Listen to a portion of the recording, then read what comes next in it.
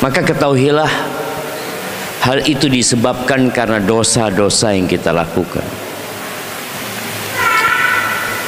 Orang yang datang kepada Allah, Allah tuh pemilik ya.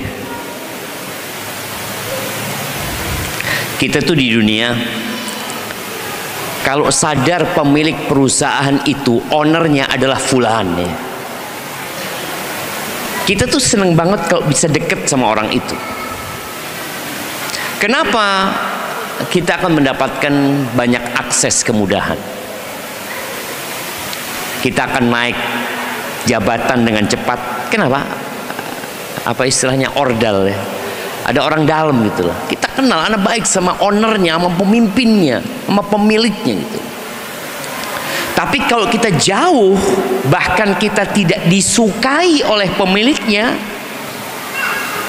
apa yang antum akan rasakan kerja di tempat itu? Nggak nyaman antum. Ada kekhawatiran di PHK, ada kekhawatiran disisihkan. Allah Azza wa Jal Rabbul Alamin, Allah tuh bukan pemilik kota Jember. Allah itu kan bukan pemilik Indonesia. Allah itu pemilik alam semesta ini. Dalam sebuah hadis qudsi Allah mengatakan, man atani yamshi ataitu harwala. Barang siapa yang datang kepada aku dengan berjalan kaki, maka aku akan datang kepada dia, menyambut dia dengan berlari-lari kecil. Artinya kita dekat sedikit sama Allah, Allah dekat banyak sama kita. Maka berusahalah kalau ingin berbahagia untuk dekat sama pemilik alam semesta ini. Rizki itu tidak selalu dengan bekerja. Banyak orang berpikir yang kerja keras rizkinya akan lebih banyak. Tidak. Kita melihat orang-orang yang kerja keras dan orang-orang yang kerja santai, kadang-kala rizkinya yang santai lebih banyak. Anak ketemu dengan seorang buta huruf. Buta hurufnya. Bagaimana dia jadi orang kaya raya yang kemudian bisa mengekspor barang ke Jepang, bahkan karyawan dia S1, S2. Dia buta huruf. Kok bisa ya? Innallaha huwar razzaq. Yang ngasih rizki itu Allah. Maka semua kebaikan yang kita rasakan itu karena nikmat yang Allah berikan kepada kita. Apa yang wajib kita lakukan? Bersyukur. Dan Allah mengatakan, wa qalilun min ibadiyas syakur. Sedikit dari hambaku yang pandai bersyukur. Sedikit. Kita mungkin merasa ana sudah bersyukur, ana enggak. Antum akan sampai tingkat syukur ketika antum tahu bisa bersyukur karena Allah Azza wa Jalla. Antum bisa datang kajian nih. Karena apa? Oh, karena anak semangat. Karena enggak. Karena Allah memudahkan buat antum untuk datang ke tempat ini. Sehingga antum dipilih dari orang-orang mungkin yang mau datang tapi nggak bisa datang. Sekali lagi antum bersyukur, ya Allah, Allah yang memudahkan bagi aku untuk datang ke tempat ini. Berapa banyak orang yang punya niat dan tekad tapi Allah tidak memudahkan bagi dia. Maka bersyukurlah kepada Allah dan sering-sering membaca doa, Allahumma a'inni ala dzikrika wa syukrika wa husni ibadati. Sebelum salam itu baca tuh doa itu. Ya Allah, bantulah aku untuk mengingatmu, mengingat kebesaran Allah, mengingat pengawasan Allah, mengingat kebaikan Allah. Orang tuh berbuat dosa, berbuat maksiat karena lupa. Tahu perbuatan itu dosa, Tapi kalau dia tahu diawasin sama Allah, jangan diawasin. Diawasin orang kita takut berbuat dosa. Wa syukrik, bantulah aku untuk bersyukur kepadamu ya Allah atas nikmat-nikmat yang Allah berikan. Wa husni ibadatik, dan beribadah yang benar. Allahumma salli wa sallim ala abdika wa rasulika Sayyidina wa maulana Muhammadin wa ala alihi wa ashabi ajma'in, amma ba'd. Antum berapa kali salawat buat Nabi hari ini antum? Seharian ini antum bersalawat berapa kali? Yang antum ingat?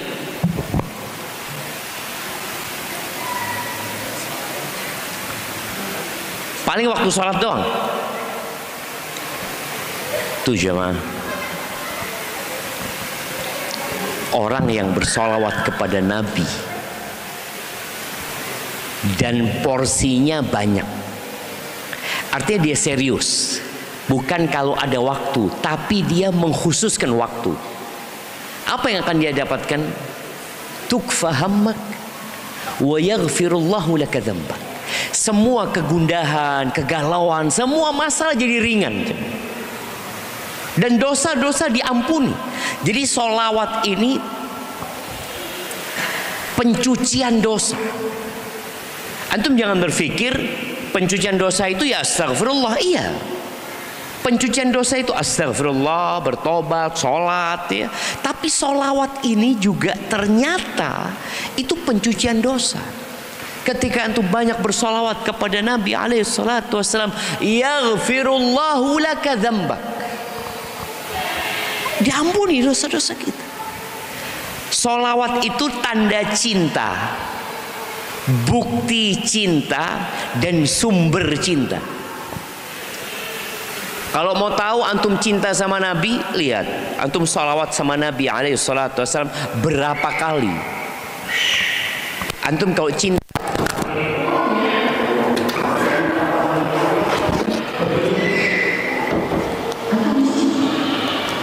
antum bawa, antum simpan.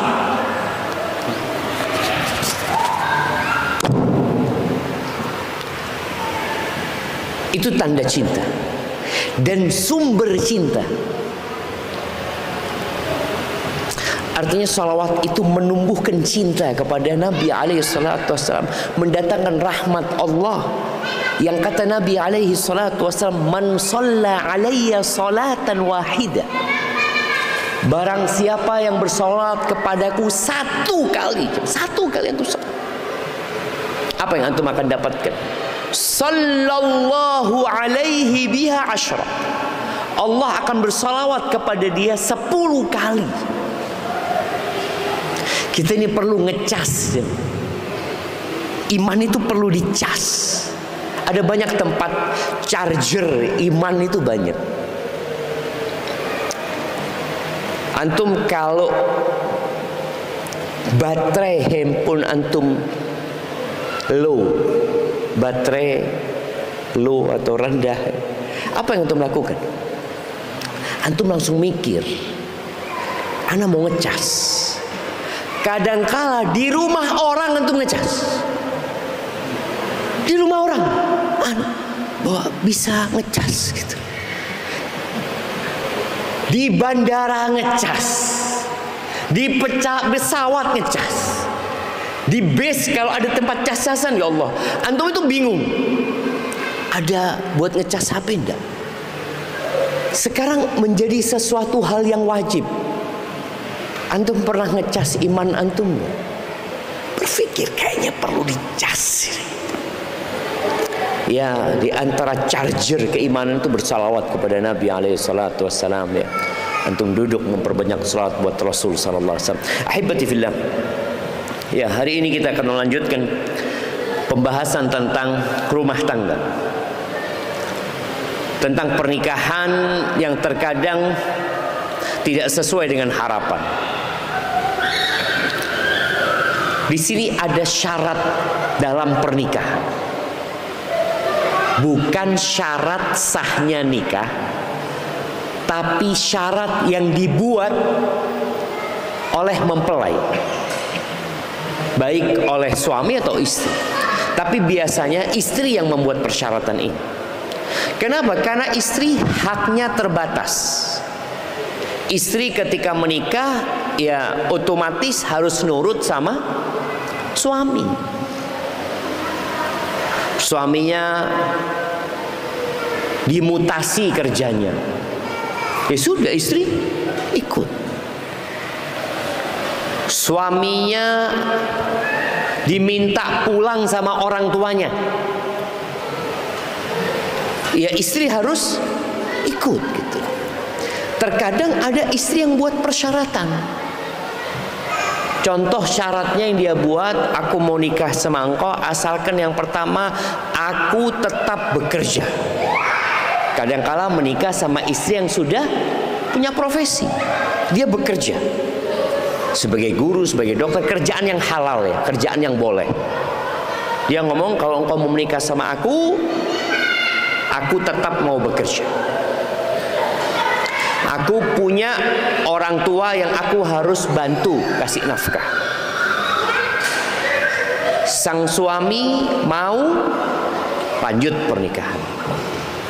Sang suami, waduh berat, siapa yang ngurus anak-anak nantinya? Ini persyaratan yang dibuat. Atau syarat contohnya, aku menikah sama engkau, syaratnya satu, aku bersama orang tuaku. Biasanya kan istri ikut sama suami. Enggak, ini istrinya bikin persyaratan. Baik. Al-aslu fi syurut fi nikah al-hil was-sih. Persyaratan dalam pernikahan yang dibuat itu hukum asalnya adalah halal dan sah. Syarat itu illa ma qama dalil ala man'ihi, kecuali ada dalil yang melarang.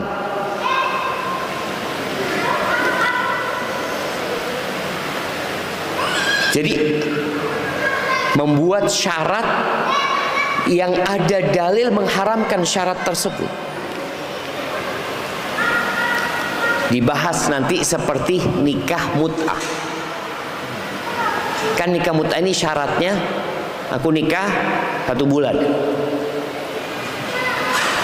Atau nanti akan dibahas nikah syighar. Aku akan nikahkan engkau dengan putriku asalkan aku dinikahkan sama putrimu. Ini sama-sama duda, umpamanya. Buat syarat dia. Ada yang tidak diperbolehkan, tapi hukum asalnya syarat itu diperbolehkan selama tidak ada dalil yang mengharamkannya. Dan disebutkan di sini, ini masalah ada khilaf sebenarnya. Wa hadza madhhabul Hanabilah, ini pendapat Hambali, karena pendapat Syafi'i, Maliki dan Hanafi beda. Dan pendapat Ta'ifah minas salafis saleh, dari para ulama salafus saleh, dan pilihan Ibnu Taimiyah dan Ibnu Qayyim. Taib, Syekh bin Utsaimin juga menyatakan syarat itu hukumnya halal dan sah selama tidak ada larangan. Apa dalil? Yang pertama, firman Allah di surat Al-Maidah ayat pertama. Allah mengatakan Jalla Jalaluh, ya ayyuhalladzina amanu aufu bil uqud. Wahai orang-orang beriman, penuhilah, tepatilah akad-akad yang sudah dibuat. Jadi ketika dalam akad itu ada syarat dan syaratnya tidak terlarang, ya dipenuhin. Nggak boleh kita seperti orang-orang munafikin yang kalau berjanji dia ingkar janji. Dan di surat Al-Isra ayat 34 Allah mengatakan wa aufu bil ahdi innal ahda kana mas'ula. Kalian penuhilah, tepatilah janji-janji, perjanjian-perjanjian yang dibuat itu. Sesungguhnya perjanjian itu kelak akan dimintain pertanggungjawaban. Antum bakal ditanya pada hari kiamat. Ini jamaah, ketika kita bekerja di sebuah perusahaan, biasanya ada kontrak kerja yang dibuat. Ada hak dan kewajiban yang ada hak yang akan antum terima, ada kewajiban yang antum harus lakukan. Ini termasuk perjanjian. Antum bakal ditanya. Jangan meremehkan. Karena kelak pada hari kiamat, ya, ada orang-orang yang menyesal. Dia ingin dibalikin ke dunia, dia ingin menepati janjinya, tapi udah nggak bisa lagi. Kemudian hadis yang diriwayatkan Imam Bukhari dan Muslim dari Uqbah bin Amir radhiyallahu anhu, qala Rasulullah sallallahu alaihi wasallam, ahaqqu syurut an tufu bihi mastahlaltum bihil furuj. Syarat yang paling berhak untuk dipenuhi, untuk ditepati, untuk dijalankan adalah persyaratan yang dengannya antum menghalalkan wanita. Artinya syarat pernikahan. Nih, perempuan haram buat antum. Ketika antum akad nikah jadi halal. Tapi ternyata dalam akad nikah itu ada perjanjian yang dibuat. Maka antum harus penuhi itu perjanjian. Kemudian asar dari Umar bin Khattab. Ini cerita Abdurrahman bin Ghanam. Qala syahidtu Umar bin Khattab radhiyallahu anhu. Aku menyaksikan Umar bin Khattab radhiyallahu anhu utiya fi imra'atin ja'ala laha zawjuha darah. Umar ini didatengin oleh seorang laki-laki yang dia membuat persyaratan, istrinya ini buat persyaratan, rumahnya tempat dia nggak mau dipindah. Suaminya mau keluar kota, suaminya mau pindah kota, suaminya mau kemana, istrinya sudah buat syarat itu. Apa kata Umar? Laha syartuha. Ya, bagi perempuan itu syarat yang sudah dibuat sama dia. Kecuali perempuan itu merelakan diri. Boleh syarat ini digugurkan oleh siapa? Oleh yang buat syarat. Umpamanya perempuan ini, ana pokoknya nggak mau keluar dari Jember.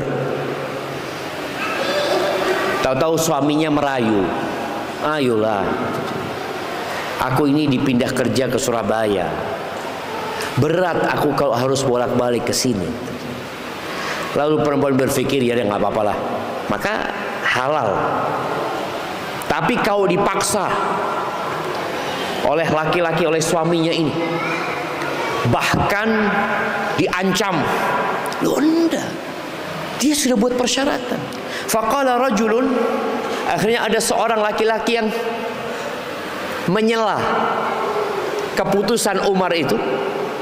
Apa kata dia? Idzan yutalliqnana. Kalau gitu para wanita itu menceraikan kita sebenarnya dengan syarat yang dia buat. Kan ketika syarat itu tidak dipenuhi, maka cerai jadi. Faqala Umar, innama maqati'ul huquq inda syurut. Iya, kata Umar bin Khattab. Penetapan hak itu ketika syarat dibuat. Ketika antum tidak penuhi syarat itu, dia mengatakan kalau engkau maksa aku keluar, cerai. Ya sudah, jatuhkan cerai sama aku.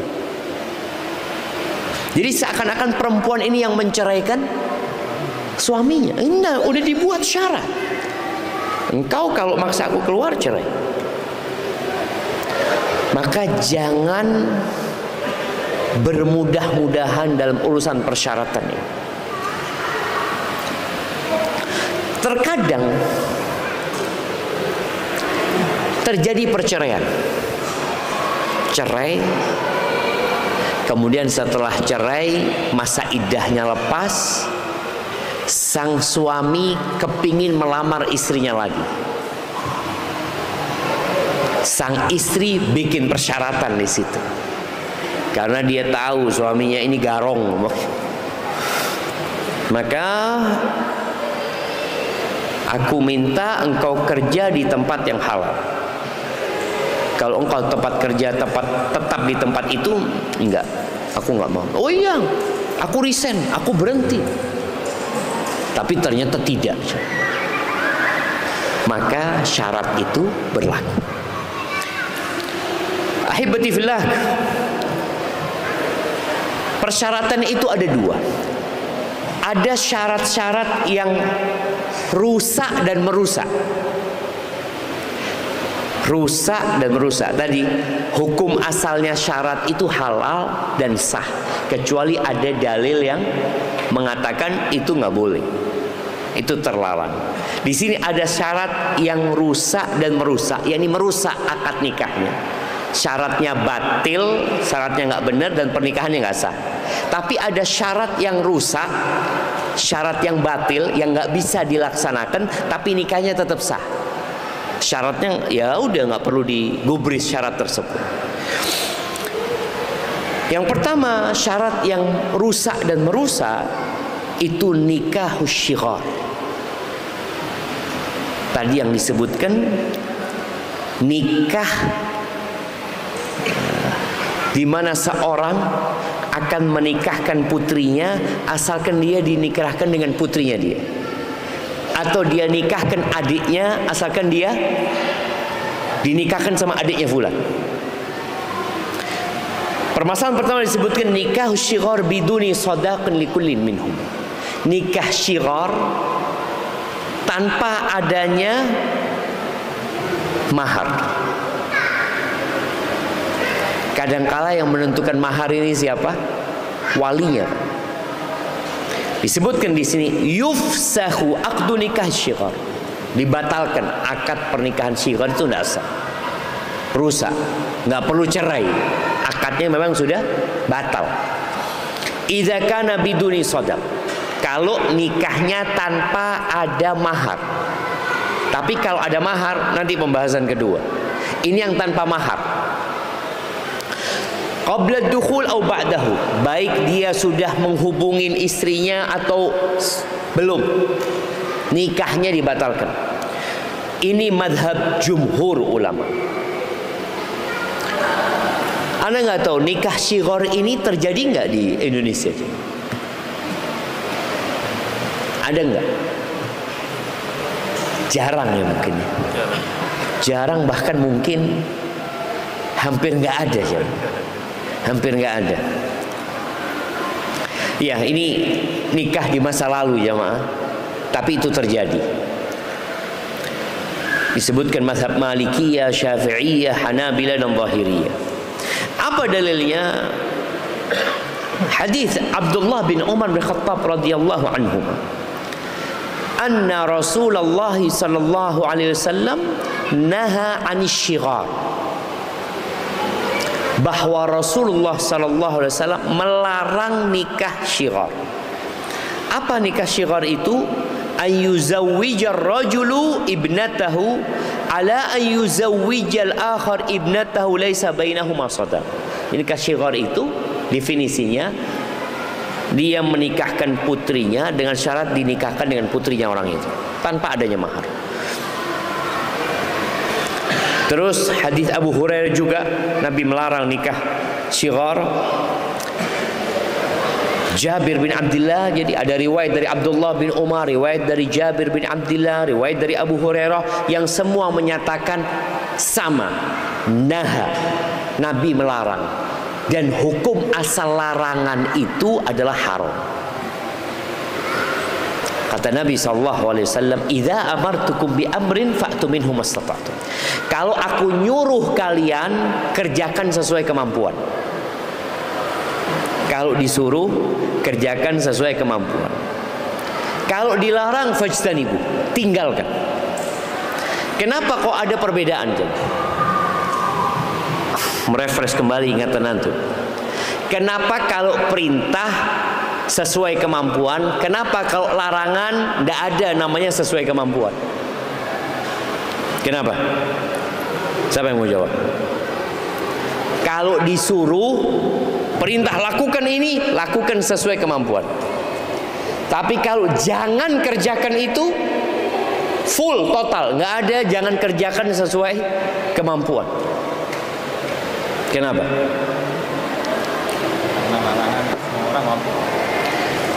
Karena larangan semua orang mampu. Tinggal mau apa tidak? Masya Allah, sahih. Karena larangan itu semua orang mampu. Larangan itu pada hakikatnya tidak melakukan apa-apa. Maka dikatakan mampu karena dia nggak lakukan apa-apa memang. Ketika dikatakan jangan noleh ke kanan, mampu apa nggak dia? Aduh, nggak bisa. Anak pengen tahu kenapa kok nggak boleh noleh. Ketika dilarang itu sebenarnya tidak melakukan apa-apa. Dikatakan jangan berdiri, sudah. Tapi kalau dikatakan berdiri, waduh, sakit kakiku. Di sini ketika perintah dia lakukan sesuai dengan kemampuan, karena melaksanakan perintah itu butuh energi. Melaksanakan, yang namanya melaksanakan itu butuh waktu. Tapi yang namanya meninggalkan nggak ada. Ketika Allah mengatakan wala taqrabuz zina, jangan mendekati zina. Waduh, saya tidak mampu, bos. Mungkinkah orang mengatakan saya tidak mampu? Gak ada. Dia mampu, tapi tadi nggak mau. Sejatinya kita ini mampu, ya. Maka di sini Nabi melarang. Kalau sudah dilarang ya sudah tinggalkan. Wah, gimana Ustaznya? Anak suka sama anak perempuan dia. Dia suka anak perempuan saya. Gimana kalau seakan-akan tukar sama barter? Enggak banyak perempuan. Banyak perempuan. Baik, di sini ketika tidak ada mahar sudah haram hukumnya. Bagaimana nikah syighar tapi pakai mahar?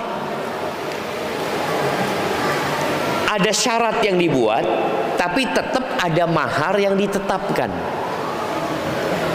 Dia mengatakan, nikahkan aku nikahkan kau dengan putriku, maharnya BMW seri terbaru, umpamanya seperti itu. Siap, kata dia, siap. Tapi nikahkan aku sama putrimu. Jadi ada mahar dan ada syarat. Boleh apa tidak? Di sini terjadi khilaf di antara para ulama. Yang pertama, kenapa terlarang? Jumhur mengatakan terlarang karena seakan-akan barter tadi jemaah. Nggak pakai mahar sudah, maharnya sudah. Anak-anak jadi mahar, nggak boleh. Ini enggak. Ya nikahnya nikah bener, semua persyaratan terpenuhi, tapi ada syarat yang dibuat, yaitu dinikahkan dengan putrinya dia. Pendapat yang pertama, yasihu nikahu syighar, sah kalau ada mahar yang ditetapkan. Karena sejatinya mahar ini haknya siapa?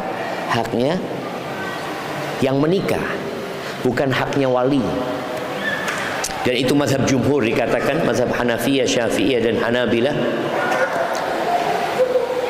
Kenapa? Mereka berpendapat di situ ada syarat dalam akad, tapi maharnya disebutkan, maka nggak rusak pernikahan, sah pernikahan. Alasan kedua, karena di situ tidak ada unsur kezaliman, tidak ada unsur pemaksaan di anak perempuan itu, enggak. Karena ada mahar, engkau mau, fadhol gitu. Kalau enggak ya dia akan menolak gitu. Artinya anak perempuan kan udah pernah dibahas, sehingga nggak boleh memaksa dia. Tapi kalau dia mau, nak, aku nikahkan engkau nak sama fulan. Mau nak? Mau ayah. Tapi sang ayah ini udah ngomong sama si calon suaminya itu, engkau nikahkan aku dengan putrimu. Dia juga gak maksa anaknya. Nak, engkau mau nak, bapak nikahkan sama fulan. Sang anak, aduh gak mau pak. Berarti nikah gak akan terjadi. Ketika sang anak mau, kenapa harus dilarang? Dan di situ ada mahar yang disebutkan.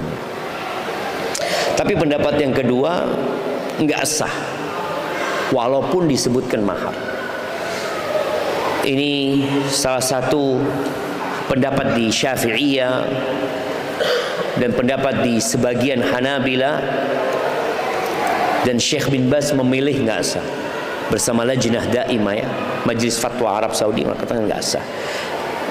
Apa dalilnya? Karena dianggap syarat itu batil karena nggak ada dalam Al-Quran.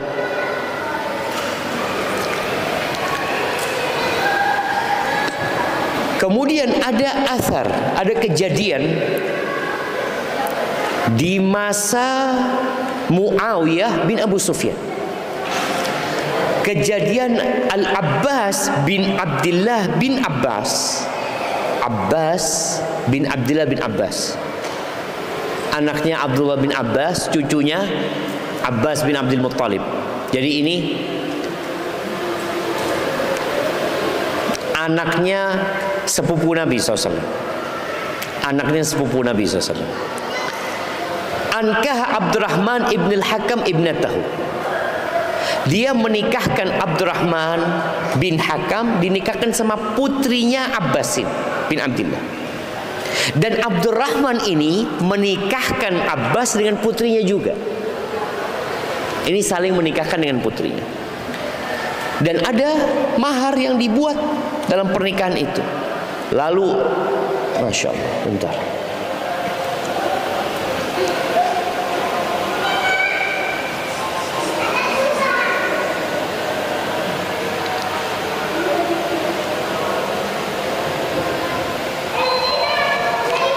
Lalu Muawiyah bin Abu Sufyan kirim surat kepada Marwan ibn Hakam untuk memisahkan di antara keduanya. Nah, untuk memisahkan di antara keduanya, dia mengatakan, bentar.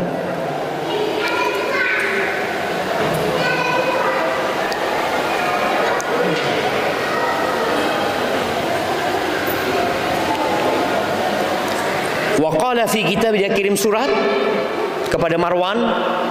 Marwan ketika itu sebagai gubernur di Madinah. Hadza syighar alladzi naha anhu Rasulullah sallallahu alaihi wasallam. Muawiyah berpendapat ini termasuk nikah syighar yang terlarang. Karena beliau sebagai khalifah, maka pendapat yang dipilih khalifah itu dijalankan. Jadi apabila pemerintah itu memilih sebuah pendapat dan pendapat itu boleh dalam agama, maka itu yang dijalankan. Ini padahal ada mahar yang disebutkan. Baik. Kemudian ada syarat yang rusak dan merusak yang disebut nikahut tahlil. Nikahut tahlil. Apa nikah tahlil itu, jemaah? Ini nikah demi menghalalkan mantan istrinya. Biasanya kalau sudah talak 3, tolak bain itu, istrinya kan sudah nggak halal. Hatta tankiha zaujan ghairah, sampai istrinya ini menikah sama laki-laki lain dan dihubungi sama laki-laki itu, baru kalau terjadi perceraian nanti halal dinikahin sama dia. Gimana kalau suami ini cari laki-laki yang menikahi istrinya? Boleh apa enggak? Sah enggak pernikahan? Disebutkan sini, wa huwa nikahun fasid. Nikah itu rusak dan tidak menghalalkan istri. Umpamanya ada si A datang ke B, hadza fulus 50 juta, engkau nikahin mantan istriku. Nanti ya dapat sepekan, ceraikan lah, karena aku kepingin balik sama dia. Ini nikah tahlil jemaah. Dan pendapat yang mengharamkan dan mengatakan nikahnya rusak sehingga tidak jadi halal mantan istrinya itu, ini mazhab Malikiyah, Hanabilah, dan kaul dalam Hanafiyah ya. Bahkan ada yang menukil ijma' di antara para sahabat. Apa dalilnya?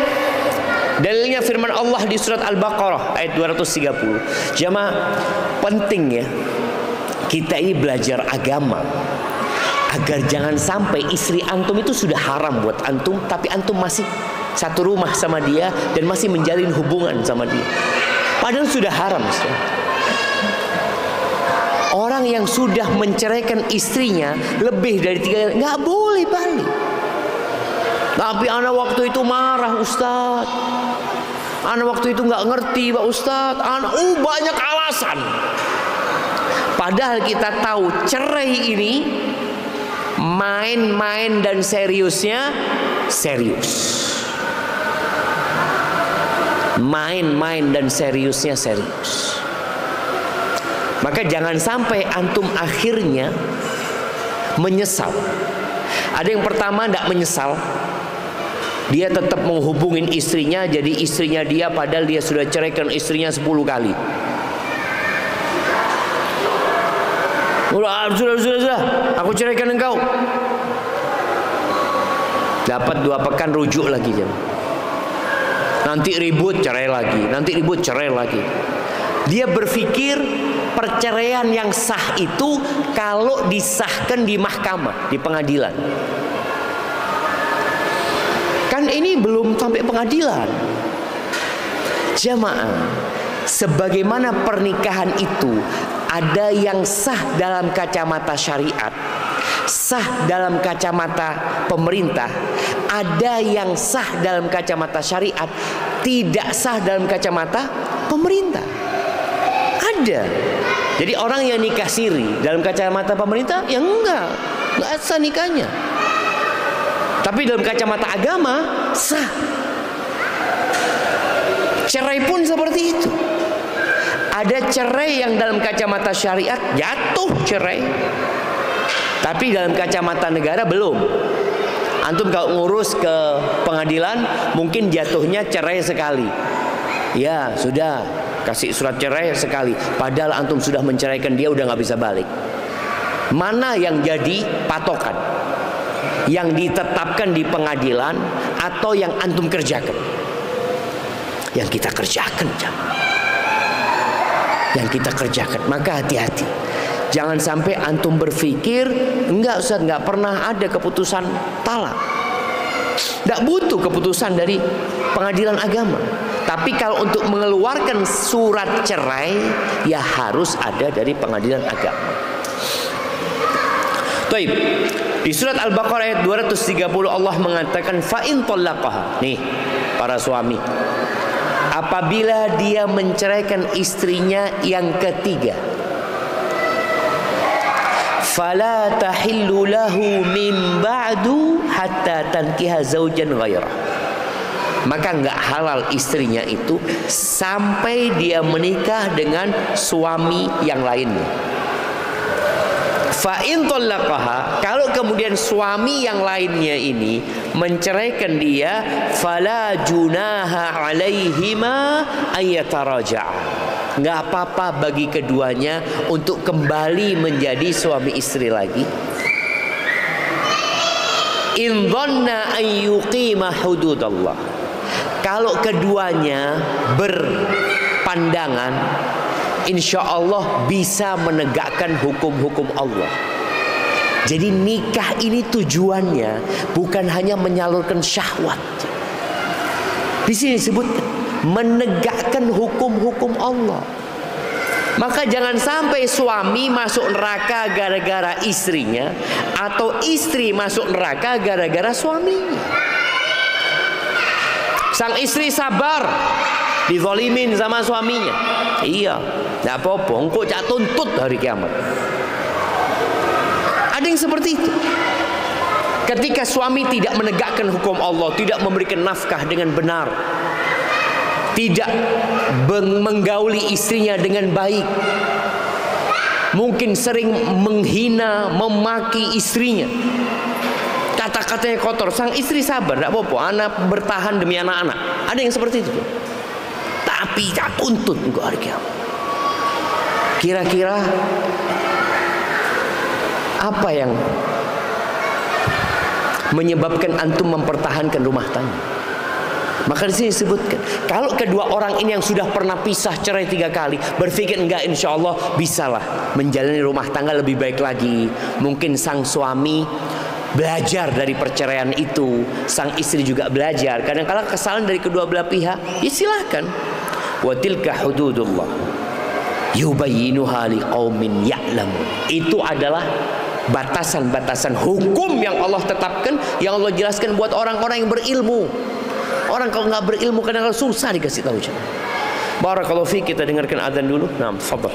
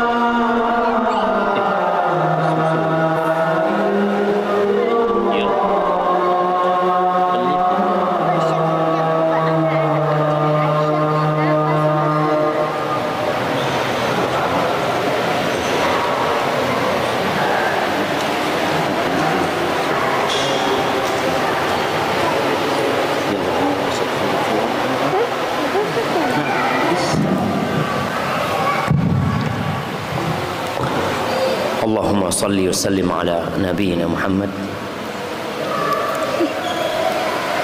Baik. Tadi firman Allah Azza wa Jalla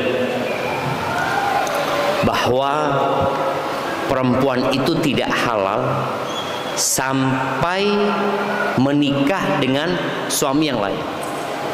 Ketika bicara nikah, maka nikah yang ma'ruf, bukan nikah dengan niat menghalalkan. Di masa sahabat Nabi, bahkan di masa Nabi alaihi salatu wassalam, disebutkan bahwa istrinya Rifa'ah Al-Quradi,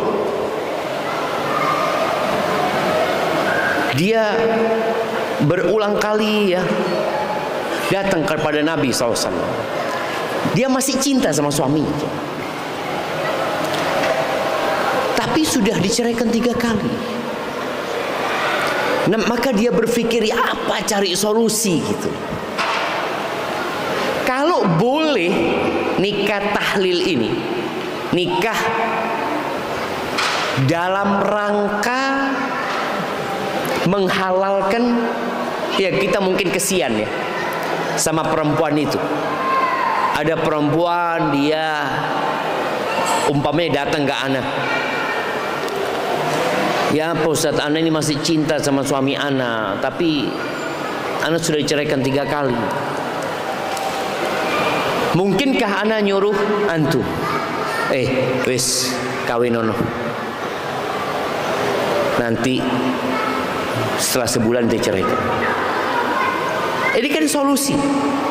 Tapi ternyata nggak boleh, dan Nabi tidak mengarahkan itu. Dan dilaknat ya, orang yang melakukan itu dilaknat. Apalagi kalau suaminya nyuruh. Ini kan seperti domba yang dipinjamkan. Antum tahu kadang-kala punya betina-betina tapi nggak punya pejantan. Apa yang antum lakukan? Antum pinjam. Gimana manusia seperti itu? Seperti bandot pinjaman. Umar bin Khattab radhiyallahu anhu mengatakan, la uta bi muhallin wala muhallalin lahu illa rajamtuhum. Tidak ditekankan kepada aku seorang lelaki yang menikahin wanita demi menghalalkan, dan wanita tersebut yang dihalalkan, kecuali aku akan rajam. Karena nikahnya nggak sah, nggak boleh. Kemudian ada riwayat Ibnu Abbas radhiyallahu anhu. Ada seorang datang kepada Abdullah bin Abbas. Orang ini mengatakan, inna ammi talaqa imra'atahu thalathan. Orang ini mengatakan, pamanku menceraikan istrinya yang ketiga.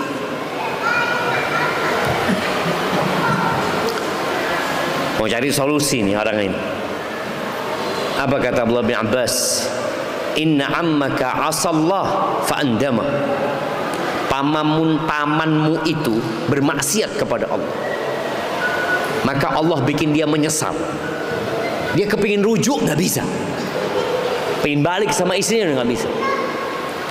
Wa ata'a syaitan falam yaj'al lahu makhrajan. Pamanmu mentaati syaitan,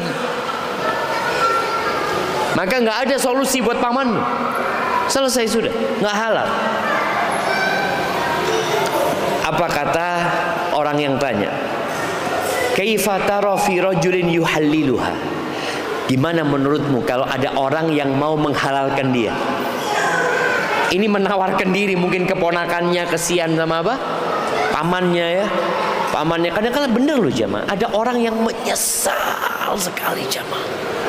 Dia masih cinta sama istrinya, dan dia punya anak sama istrinya. Berat bagi dia.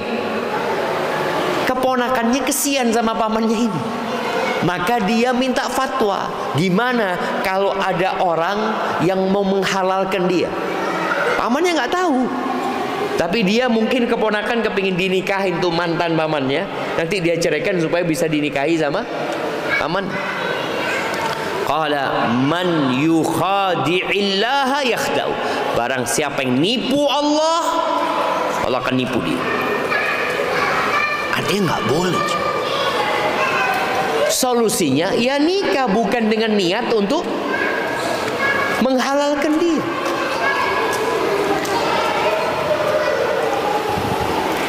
Ketika antum menikah, khususnya yang suka marah, maka tolong kata-kata cerai itu antum hapus dari memori antum. Dihapus. Kalau dihapus, antum marah nggak akan ingat dengan kata-kata itu.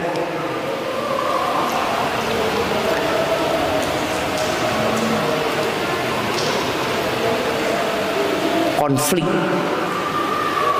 di dalam rumah tangga itu wajar.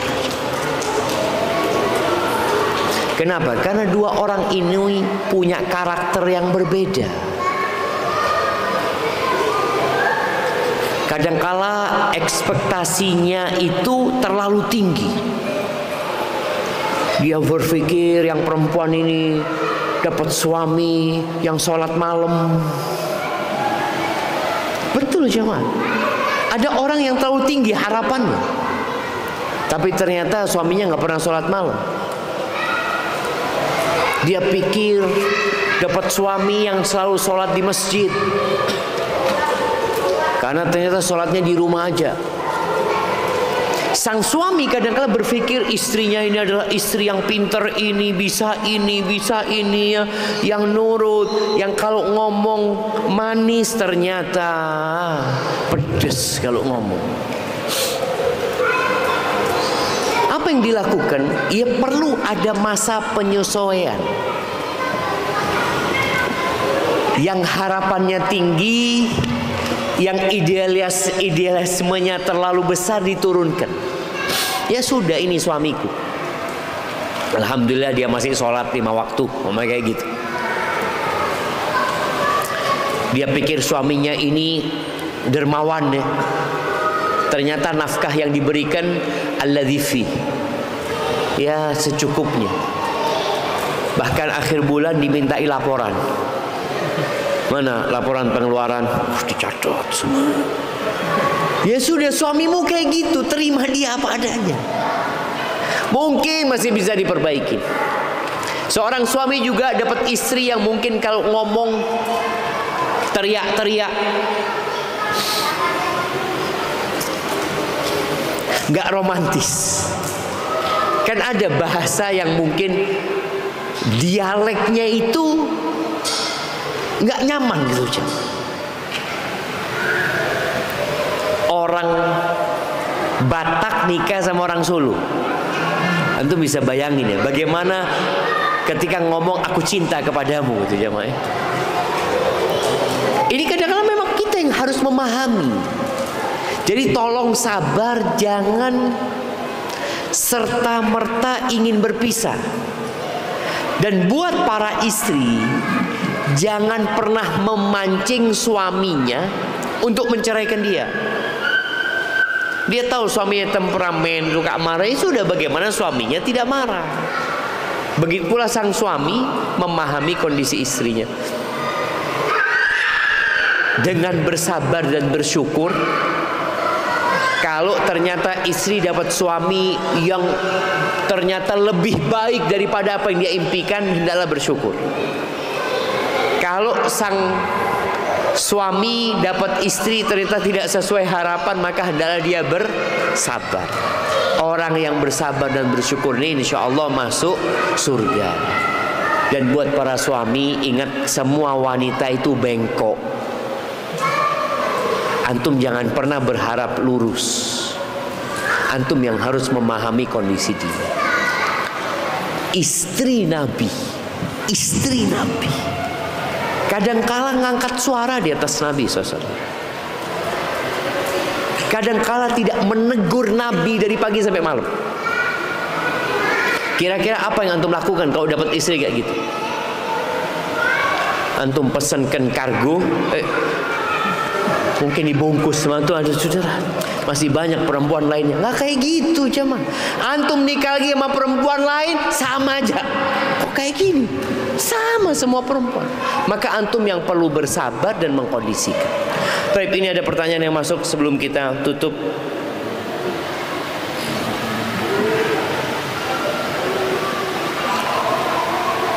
Apa arti baqiyatun salihah?